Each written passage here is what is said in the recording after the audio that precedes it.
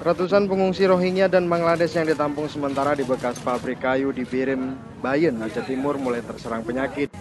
Rata-rata mereka mengalami dehidrasi, gatal-gatal, hingga diare. Sebuah tenda medis didirikan di lokasi tempat imigran ini ditampung.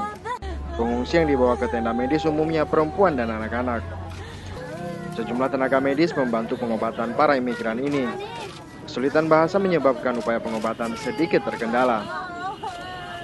Menurut Dr. Yesa, pasien yang mengalami dehidrasi berat dirujuk ke Puskesmas Rantau Selamat.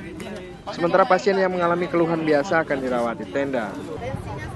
Dehidrasi biasanya diare, terus lambung, gatal-gatal sih yang kebanyakannya. Ini sampai sekarang udah berapa totalnya yang berobat? Total yang kunjung aja ya, mungkin udah 60-an orang. Ya, dari pagi ya, semalam udah juga, tapi yang pagi ini aja udah 60-an lah. Pengungsi Rohingya dan imigran asing asal Bangladesh yang ditampung di lokasi ini dalam kondisi lemas akibat berbulan-bulan di laut. Dari Aceh Timur, Ferdian Majini melaporkan untuk Aceh Video.